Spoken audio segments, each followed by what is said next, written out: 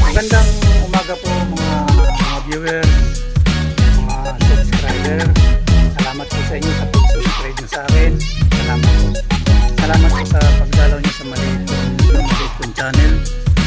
Alan TV Vlog. Salamat po sa inyo. Meron pa akong ginagawa ditong Toyota Innova 2016 model. Baba transmission, palit ng clutch, napalitan ko po lahat. Release bearing, pressure plate, clutch disc. Yan. Nabakas ko na po ito kahapon. Hindi na ako nag-video. Siyempre basic na naman po yun. Sa mga baguhan na mekaniko. Sa mga baguhan po mekaniko, kapag ang yung clutch lining ay hindi natin masungkit, masalat ng ating daliri, meron pong pamamaraan na hindi tayo mahirapan. Ganito lang po ang ganito lang po ang pinaka-diskarte.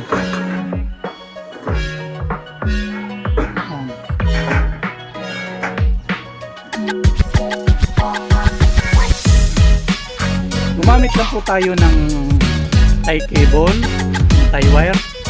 Yan po, 4 na piraso.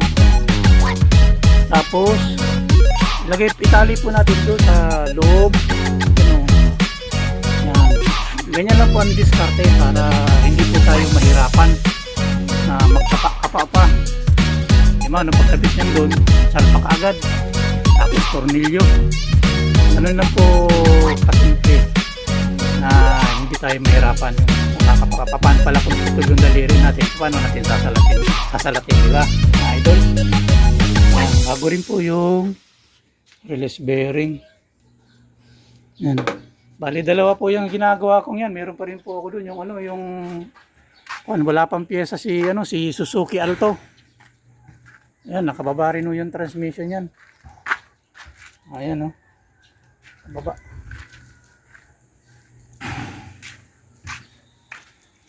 Yan. So kakabit ko na po yung yung pressure plate tsaka clutch disc. Suot na tayo sa ilalim. Gapang tayo kasi wala tayong lifter.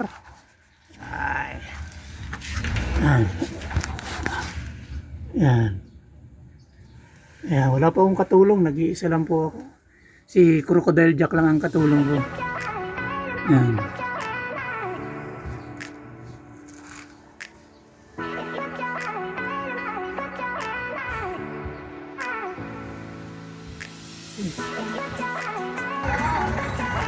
Yan po mga idol, na ikabit ko na po.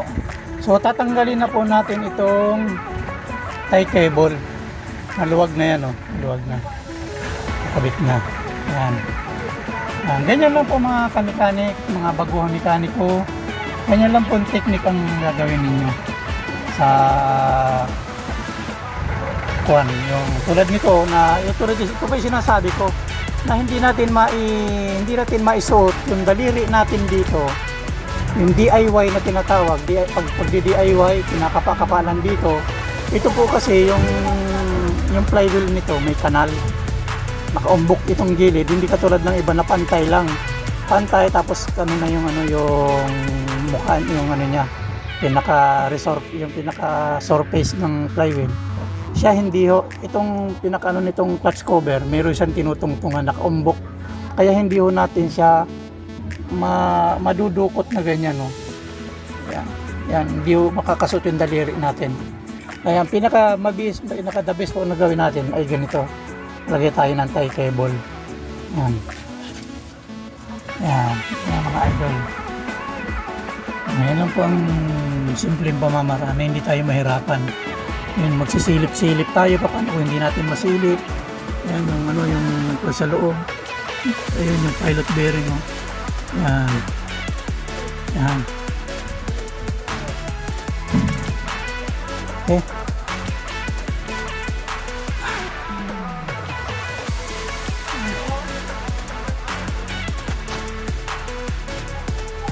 Yan po mga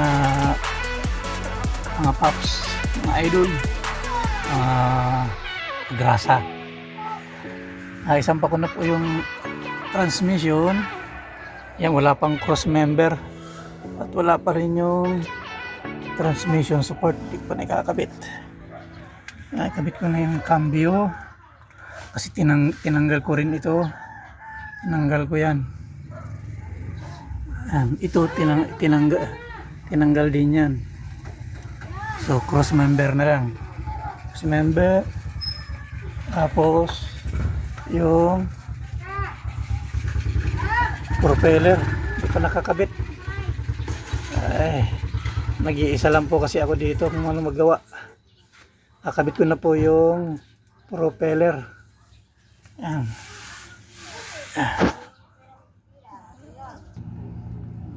Ayan po mga idol, naikabit ko na po yung transmission support. Naikabit ko na rin po yung center bearing. Ayan po. Ikabit ko na. Ayan yung propeller, naikabit ko na rin. Ang hirap lang magtrabaho sa ilalim. Ayan po. So, cross member na lang. Cross member na lang ang ikakabit ko.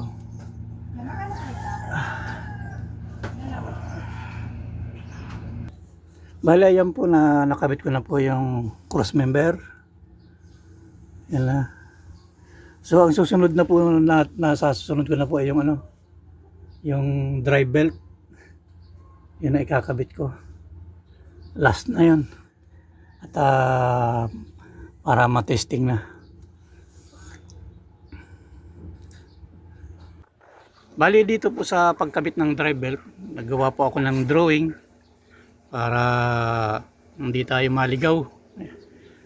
Kaya kayo po kung ano, pag hindi nyo masyadong kuhan yung mga baguhang mekaniko, pag hindi nyo kabisado lalo kung drive belt type, isang belt lang, i-drawing nyo po ang ganyan, no? Para hindi kayo mahirapan. May guide ka agad kayo. Mahirap yung kinaras ninyo na hindi kayo naglagay ng palat ng ano, ng guide. Mga ngapa kayo, pihit dito, pihit doon, walang gagawin. Hirap ka eh. No. Ayan na po. Sabog tayo po ako dyan. Baho naman. Hirap, nahirap ako sa pagkabit ng drive belt ng ano, lang Innova. Yung mga gusto magpagawa dyan, pumunta na kayo dito habang malamig pa. Habang kwan, yung gusto ninyo magpagawa. Habang nahihirapan pa ako. Sumabay na kayo. Okay, kabit na natin tong takip. Higpit na yung pre. Alin? Yun. Alin? Yun doon. Wala naman ako niluluwagan doon. Ano lang pala yun? Parang igaganyan mo lang pala, ano? Yan ang mga kabay. Mga ka-idol. Nakaalaman na tayo. Baba na natin yung jack.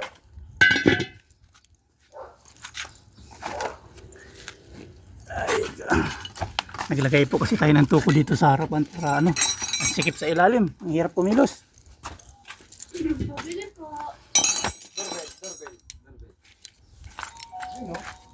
Ayan. Ipitan na natin yung battery. Okay. Ito boss, pakitanggal boss ng ating pandong.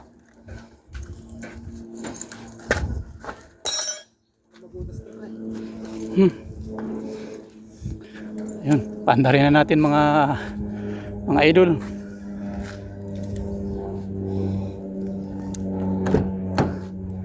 Pakadumi. Aw, init. Sabi init.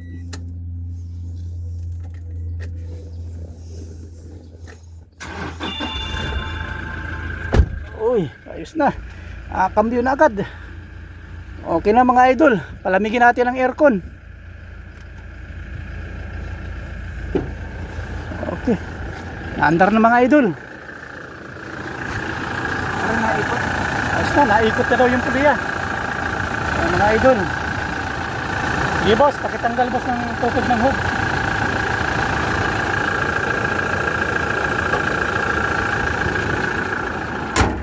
Yan. Sige boss, patisting na boss. Oo nga. Isarado mo boss, hindi lalamig yung ano, loob.